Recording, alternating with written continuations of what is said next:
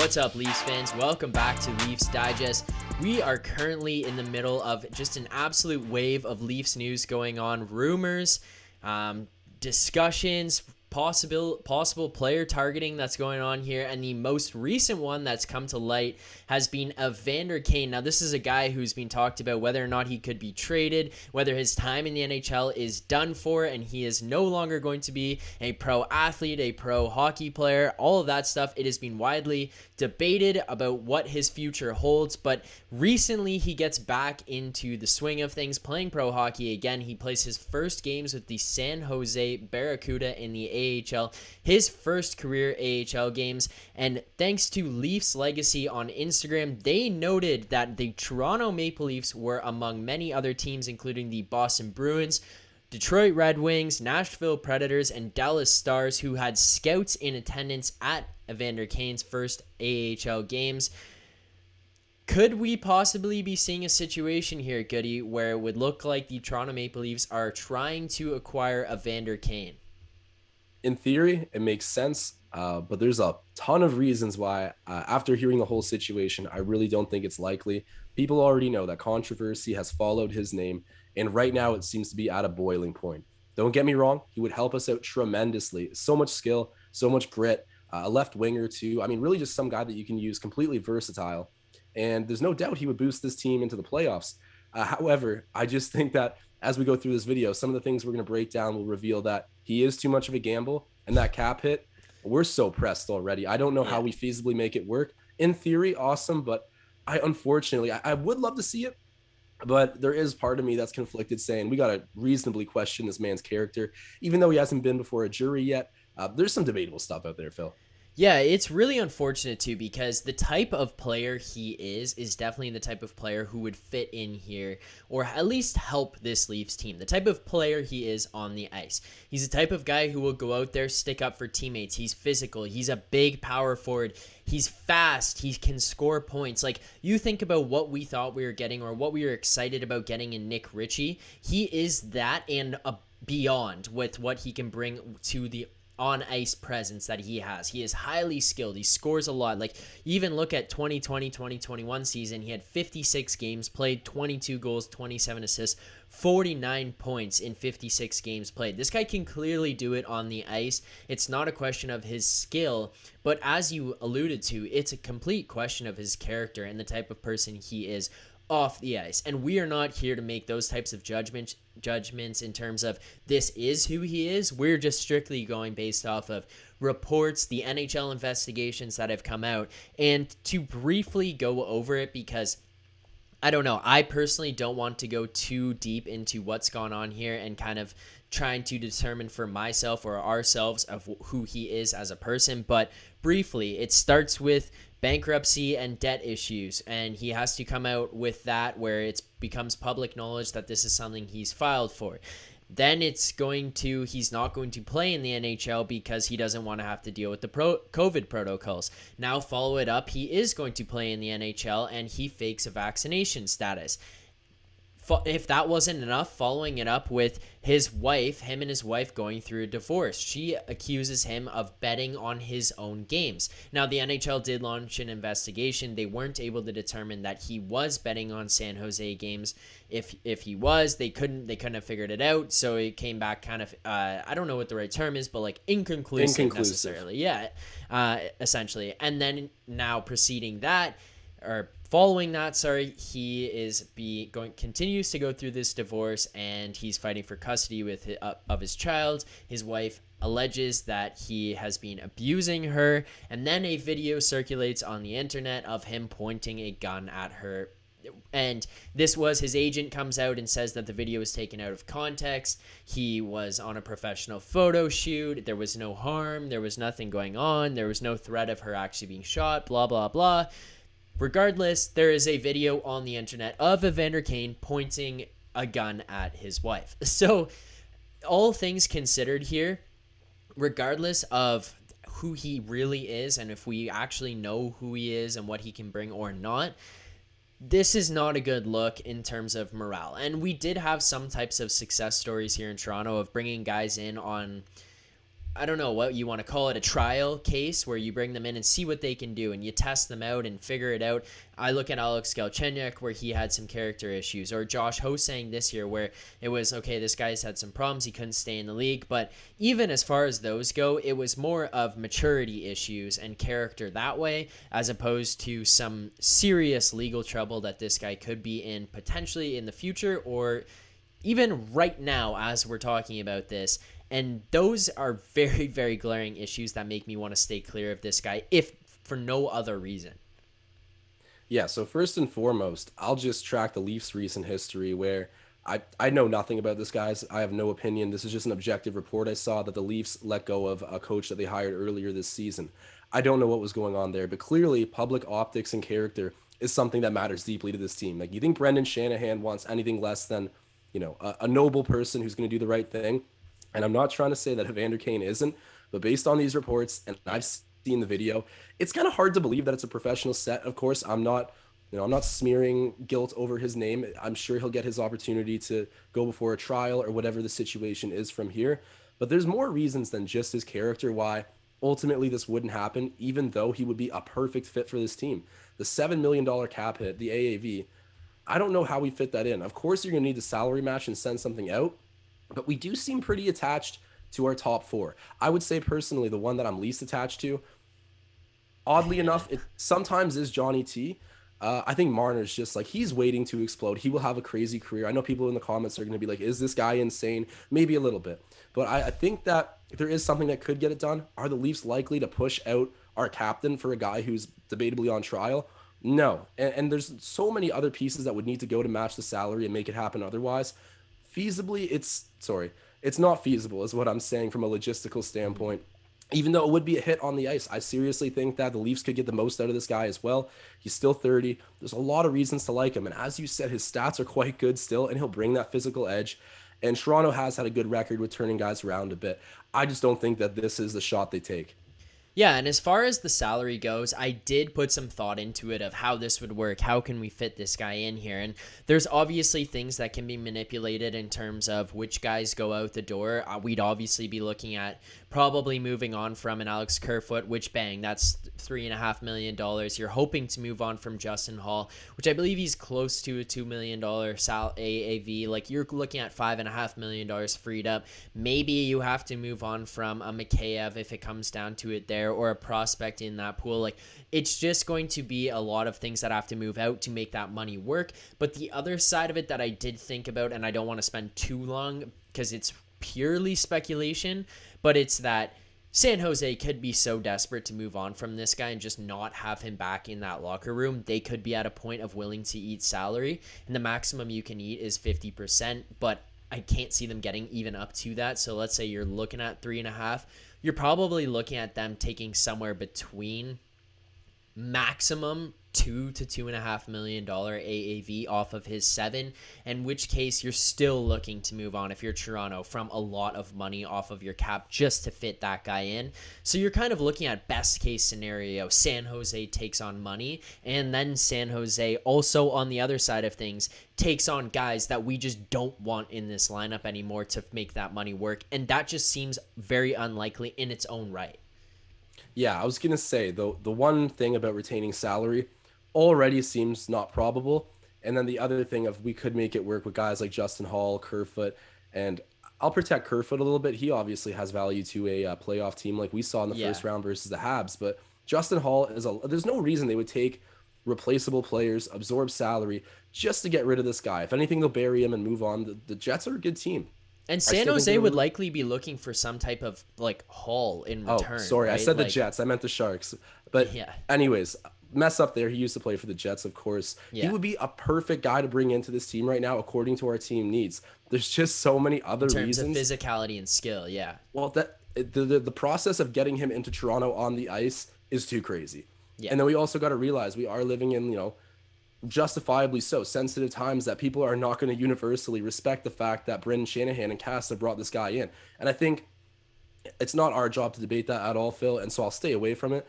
But there's clearly things that they are going to be internally discussing that could reasonably prevent this from happening. Yeah, and one of the things, too, that we've seen here with this Toronto team is them talking about the guys in the room, how tight the locker room is, how good the culture, how good the fit. You look at how these guys rally around a guy like Nick Ritchie, who in the public eye has been a little bit beaten down on because of his lack of point production.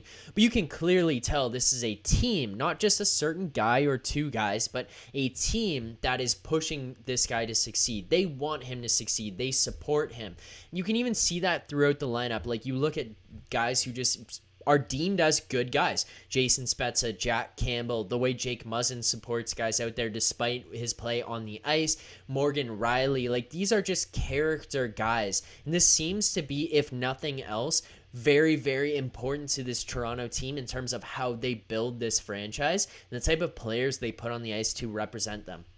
And that's not to say guys don't deserve second chances or guys can't change or maybe these allegations are 100% off, like every single one of them. But it's just to the point where there's too many things piling up here where it's like, okay, he is going to have to overcome so many hurdles, so many obstacles, even after we can figure out a cap situation, even after we can figure out a trade, who's going out, who's coming back in. Okay, now that's all done. Now, how does he fit here culturally? Because regardless of what he brings to the ice, how he is as a person in that locker room, how he is on the ice, how he is on the bench in terms of his just character, his attitude, every shift, every play, every time he's sitting on the bench, that is very, very important to the success of a team, even just looking at teams that have won before. And then it's clearly very important to this Toronto team, this Toronto management, this coaching staff. I mean, even look at the slogan that we've gone with since Brendan Shanahan got here. It's an honor, pride, courage. It's on the walls. You watch interviews with TSN and it's in the backdrop there. It's in the locker room. Like, this is something these guys hold close to them and close to their values. Like, this is something really important, and it just may not be a fit that way. I agree completely. And I don't want to put opinions in the mouths of the players. I think that, I mean, clearly there's been no verdict given out in any of these scandals he's been through. And the public as well as management are going to feel their own way. But part of me, I mean, like, I'm not making any kind of character assumptions on our players. I think Yeah. they would love to have him on the team. Honestly, I think that they would love to have an underdog. Okay, this is, I don't want to It's like a market him as an comeback story, underdog, essentially. Right? but they're okay with this. I think that they would be all right with the move. I might be completely wrong, but for so many other reasons, it's not about the players. And I don't think that with the guys in the change room, he's a toxic guy. But well, maybe a bit. But at this point, I think with an opportunity to contend with the Leafs, he would take it very seriously and try to play his best hockey. And you can tell in the interviews when he's being standoffish with the reporters, he just wants to get back to the NHL and redeem himself and hopefully contend. However, it's not up to Austin Matthews and the fellas to make decisions here. No. And, if it was, I'm sure we'd seen a lot of immaturity issues in the past. So I'm going to go ahead and say this won't happen. It's not a great look, whether or not he's guilty or innocent, which is not our job to determine. But it is a shame because stylistically, the things he's going to offer are so perfect for this team. When you said that he's going to offer exactly what Nick Ritchie was supposed to, I think completely. And even then some, the ceiling on this guy, I know he's 30, but I wouldn't say that's anywhere close to out of your prime. You're like right hitting when you want to be winning cups. So Yeah. I have no concerns about his performance. It's the money and the optics that turned me off from this one, unfortunately. Yeah, I do. I just don't see it happening either. I can't see him being a Toronto Maple Leaf this season, next season, whenever it may be. I can't see Evander Kane ending up in Toronto. The other part of it too, which, I mean, we don't really have to go in that much, but it's like the media scrutiny this guy would face in Toronto compared to what he's getting in San Jose, where he's already getting blasted. Like, it would be to another level, and I don't know if even he needs that or wants that in his life. So that's another thing to consider. But I do appreciate that the Leafs are at least looking. They're looking to improve this team. They're looking at what players are available, who they could be going after to make this team better, because clearly them going out there, it's them showing, okay, we're going to take a look. It doesn't have to commit us to anything, but we're at least looking to improve this team. Kyle Dubas and management knows it's not over. There's more things that have to be done here if we're going to win a cup. So I appreciate that aspect. I appreciate that there was at least scouts in the stands to take a look, but I just don't see it working. I don't see it happening with that salary, with his ongoing problems and off the ice. I can't see him coming here to Toronto. But hey, interesting things to talk about at the least. You got to respect them going and kicking the tires on virtually everyone. Yeah. And just because they're talking doesn't mean that it's going to necessarily lead to anywhere or say anything about anyone's intents. But Kyle Dubas is working the phones, and he's done that consistently for us. I know someone in the last comment section said, what do you mean by Dubas magic? And what I mean by that is every time we've had a wish list at the trade deadline, he's pretty much delivered. I think I Yeah. speak for most Leafs fans. When we went into the playoffs the past few years, maybe with the exemption of the Capitals that we faced in the first round, there was always, I mean, a lot of reasonable hope that we could pull it off and maybe even win a cup. It was, in my opinion, the coaching and the individual players that let that dream down. And I know I'm just handing out scrutiny all over the place right now, but Kyle Dubas has done his work. He's hoping it comes together on the ice, and there's no guarantee that from a bunch of different angles that this will work out with Evander Kane. And I do have one last question for you, Philly. If you were to make money betting off of your own hockey games, what kind of bets are you putting down? I guess just hitting the under on your shots and choosing not to hit the net. That Yeah, to me I is like thought the most about that obvious too one. because like how in hockey it's one of those sports where one person in particular could like how effective are you really on the overall outcome of the game? Like I mean unless you're cuz the thing is that you would have to be blatantly trying to lose. Like it let's say you're betting on your team winning. I'd hope that every night you're trying to win anyways. So realistically, like where I would see it coming is you're betting on, as you said, those types of props in terms of hitting the under on shots or hitting the under on points or something like that.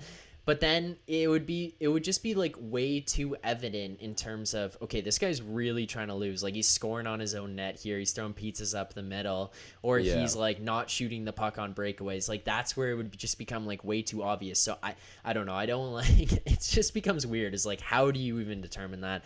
I don't know. Certain sports, NBA, I could see it. Soccer, I could see it. When Oh it comes yeah. to the NHL, I just don't see how they could have that much of an impact to turn things into profitable for themselves. Yeah, I struggle to understand how he would effectively do it. And I guess he did go bankrupt, so maybe it didn't work out at all. Because imagine Yeah. hitting the under on the shots at 2.5. You already have two just because you were right in front of the net. And if you don't hit the puck, like you're getting benched for the rest of the season. And then you got like an empty net or something. You got to on the spot decide between maybe like $200,000 and scoring a goal. That to me is like you got to be kind of crazy to put yourself in that situation as a pro athlete who Yeah. supposedly cares about winning, has played on good teams. It's pretty wild. And I do have to say one last thing, switching off of the topic here of Kane, and I'm going to double back on the opinion I gave on Sherrod. Would I still, because I've had some time to sit on it. You were very convincing when we talked on the pod the other night. Go check that out if you guys haven't already. We're pushing to 2K subscribers. You guys have been awesome throughout this process. But I was on there saying I would really like to see it because he's tough hockey and he does take really difficult matchups. So the fact that he's a marginal minus the past couple seasons, it almost speaks to the role the coach has given him. They went to the Stanley Cup Finals and he was a big part just last season. And I don't want to oversample that recency bias, but I do think in hindsight, there is too many logistical issues to making this happen, as is sort of the situation with Evander Kane. No scandals per se. However, I mean, he did fight Nick Ritchie and snap Austin Matthews' wrist. But beyond that, he would be a good fit on the ice. I just don't think the numbers work out.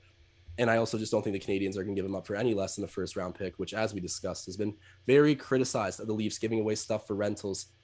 I'm going to double back on that, Phil. We don't have an animation for it, but I'm removing my opinion from that conversation. Whatever happens, happens. I'd like to see it, but it's not likely.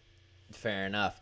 All right, Leafs fans. Well, this about does it for this video breaking down Evander Kane, his possibility of the Leafs targeting him. Leafs did have scouts in attendance at his first AHL game, so I mean it's not out of the question in terms of what's going on there. But I want to hear what the armchair GMs have to say. Should we go and get Evander Kane? Can he really help this team? Do you guys think that we can overlook the character issues, the off-ice issues that he's had? Is there a way that you, as an armchair GM, can figure out how to fit this guy into our salary? How do we make this work? Which guys have to go out the door? What is the salary situation? I want to know what you guys think about this in the comments below. Make sure you like this video and subscribe to this channel, and then let us know your thoughts. Should Evander Kane be a Toronto Maple Leaf, and will he be a Toronto Maple Leaf by the end of this season? I don't see it happening. Josh doesn't see it happening, but that doesn't mean you guys don't have a different opinion. Leafs fans, things continue to be interesting here. More news continues to come out every day. We will be breaking it down here on this channel, so make sure you hit that subscribe button. And above all else, Leafs fans, keep believing. Signing off.